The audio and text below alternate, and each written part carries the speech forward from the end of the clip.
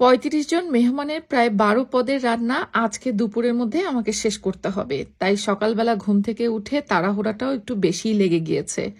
আমার যেহেতু ইলেকট্রিক চুলা, খুব বেশি একটা বড় পাত্র এখানে দেওয়াও যায় না, আর হিটও ওঠে না তেমন একটা। তারপরেও চেষ্টা করেছি ছোট ছোট পাত্রে করে বারে বারে হলেও যেভাবে রান্নাগুলো দ্রুত শেষ করা যায়।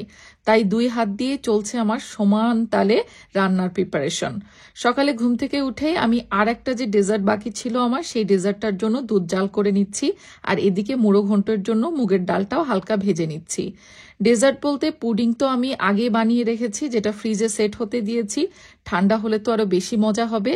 আর ভেবেছিলাম প্রথমে যে পায়েস বা ফিরনি কিছু একটা করব, কিন্তু আমার মনে হয় না যে আমি তেমন অত একটা সময় পাবো। আর ফিরনি বা পায়েস করতে হলে একদম চুলার পাশে দাঁড়িয়ে অনেকক্ষণ ধরে নাড়তে হয়। তো এই জন্য প্ল্যানটা একটু চেঞ্জ করে ফেলেছি সকালে উঠে। তাই আমি এখানে হাতে ভাজা লাচ্ছা সেমাই দুধে ভিজিয়ে নিচ্ছি। ডেজার্টে থাকবে পুডিং আর ঘিয়ে ভাজা হাতে বানানো লাচ্ছা সেমাই। ব্যাস, আমার পুডিং এর পর্বটা শেষ। এবার মেন রান্নার তো আরো অনেক কিছু বাদ রয়েছে, চলুন সেগুলো সেরে ফেলি। দুদিন আগে থেকে রান্না বান্না শুরু করেছি, তারপরেও কিন্তু এত জনের রান্না আসলে এক হাতে করাটা বেশ টাফ। তার উপরে ছোট ছোট 2 জন বাচ্চা সামলে কাজকর্ম সবকিছু সামলেই রান্না বান্নাগুলো করতে হচ্ছে।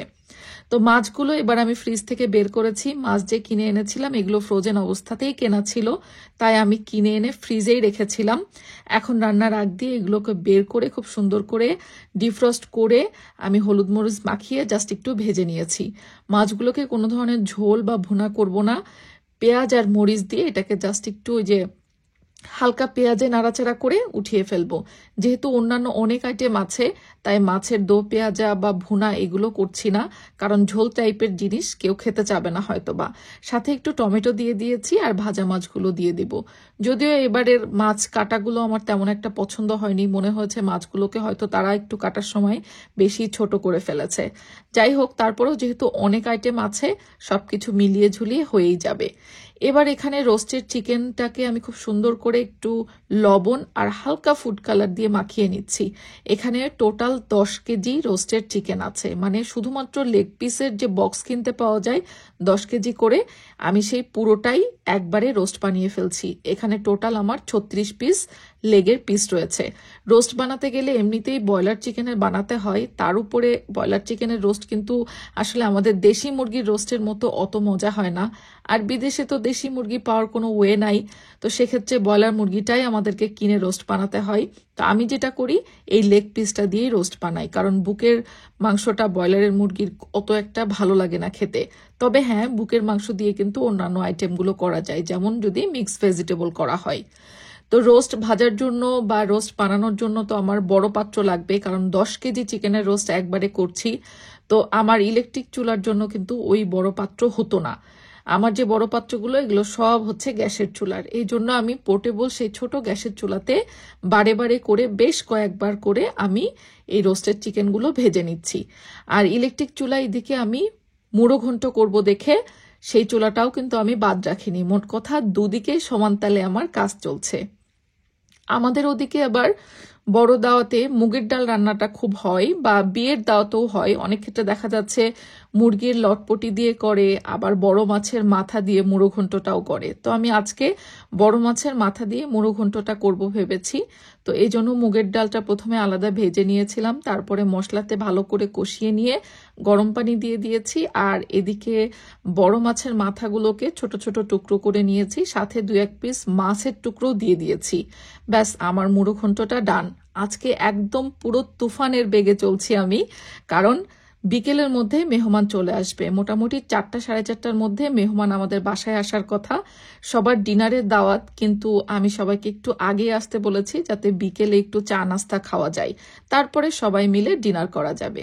কিন্তু আমি চাচ্ছি মেহমানরা বাসায় চলে আসার আগে যেন আমার সব রান্না বান্না রেডি থাকে, তাহলে মেহমানদের সাথে বসে একটু সময় দেওয়া যায়। ও আচ্ছা, এইদিকে কিন্তু আমি একটা মিক্স ভেজিটেবলও করব চিকেন দিয়ে। বেবি কর্ন, ফুলকপি, ব্রোকলি, বাঁধাকপি, ক্যাপসিকাম যা যা আছে, এই ভেজিটেবলগুলো কিনে এনেছিলাম, সেগুলো সব কেটে নিয়েছি। মিক্স ভেজিটেবলটা আমি ইলেকট্রিক চুলায় করছি, আর এইদিকে গ্যাসের ছোট পোর্টেবল চুলাতে কিন্তু আমার চিকেনগুলো সব ভাজা হয়ে গেছে রোস্টের জন্য। তো রোস্টের মশলাটা এদিকে খুব ভালো মতো কষিয়ে নিচ্ছি। রোস্টের মশলা কষানোর জন্য যা যা দিতে হয় সেগুলো দিয়েই আমি কষাচ্ছি, আলাদা তেমন কিছু না। চটপটিটা যে গতকালকে তৈরি করে রেখেছিলাম সেটা আজকে আবার একটু গরম জালে বসিয়ে দিলাম এক চুলায়, আর এক চুলায় মিক্সড ভেজিটেবল হচ্ছে। তো মিক্সড ভেজিটেবলের ভেতরে কিন্তু আমি মুরগির বুকের মাংস দিয়ে করছি, মানে অনেকটা বলে না যে বিয়ে বাড়ির শাহী ভেজিটেবল, সেই টাইপের করে করার চেষ্টা করছি। যেহেতু পোলাও দিয়ে খাওয়া হবে সেহেতু চিকেন থাকলে আর একটু কর্নফ্লাওয়ারের স্টার্চ দিয়ে দিলাম। এতে করে হয় কি, নর্মাল যে কোনো ভেজিটেবল একটু পোলাও দিয়ে খাওয়ার থেকে একটু চিকেন আর যদি ঘি দেওয়া একটা ভেজিটেবল হয় শাহি ফ্লেভারের, তাহলে কিন্তু সেই মজা হয়। তো রান্না বান্না মোটামুটি এদিকে ডান। 12 পদের রান্না করেছি মোটামুটি 2-3 দিন ধরে। আজকে বাদবাকি যে রান্নাগুলো ছিল সেগুলো শেষ করেছি, আর গরুর মাংস, হাঁসের মাংস থেকে শুরু করে অন্যান্য রান্না তো গতকালকে হয়ে গিয়েছে, সেগুলো আজকে জাস্ট আরেকটু জ্বালিয়ে নিব। এবার সব শেষে চলে এসেছি হচ্ছে রাইস রান্নার জন্য। যেহেতু প্রায় 35 জনের জন্য রান্না করছি, মানে আমার গেস্ট লিস্টের সংখ্যা ছিল প্রায় 30 জনের, তবে আমার নেইবারদেরকেও আমি মাঝে মাঝে বড় রান্না বান্না বাসায় করলে খাবার দিয়ে আসি। তো এই জন্য ভাবলাম যে আরেকটু বেশি করে করি, মানে একবারে 35-36 জনের জন্য হিসাবে আমি রান্না বসিয়েছিলাম। তো আমাকে রাইসও তো সেই পরিমাণ রান্না করতে হবে। আজকে রাইস রান্না করছি হচ্ছে মটর পোলাও, একটু ডিফারেন্ট কিছু করার চেষ্টা করছি, যেহেতু স্পেশাল সব মেহমানরা আসছে। তো এই জন্য ভাবলাম যে আলাদা করে কিছু করি। পোলাও তো হরহামেশা করাই হয়, মটর পোলাও করলে মন্দ হবে না। আর এত জনের রাইস একসাথে রান্না করার কোনো পাত্র, রাইস কুকার আমার নেই, তাই নতুন করে এত বড় রাইস কুকারটা 2 দিন আগেই আমরা অর্ডার করে কিনেছি, শুধুমাত্র এই মেহমানদারি করার জন্যই। যাই হোক, রাইস কুকারে মটর পোলাওটা বসিয়ে দিলাম। আমার জন্য খুবই ইজি হয়েছে এই বড় রাইস কুকারটা কেনাতে। আর এদিকে রোস্টের জন্য মশলাটা খুব ভালো মতো কষানো হয়ে গেছে। মশলা কষানোর একদম শেষ পর্যায়ে আমি দিয়ে দিচ্ছি হচ্ছে টক দই কিছুটা ফাটায়ে। টক দইটা দেওয়ার পরে কিন্তু রোস্টে অবশ্যই আপনাকে একটু চিনি ব্যবহার করতে হবে টক দইয়ের টেস্টটা ব্যালেন্স করার জন্য। আর যেহেতু চিকেনের পরিমাণও বেশি, আমার চুলাও ছোট, গ্যাসের চুলাতেও অত একটা জাল উঠছিল না, তাই সময়টা বেশ লাগছিল রোস্ট রান্না করতে। ওদিকে আমার কয়েক পদের রান্না হয়ে গেছে, কিন্তু এদিকে রোস্ট রান্না করতে আমার এই ছোট গ্যাসের চুলায় বেশ বেগ পেতে হয়েছে। তারপরও আলহামদুলিল্লাহ গেস্ট আসার আগ দিয়ে আমি সব রান্না বান্না সেরে ফেলতে পেরেছিলাম।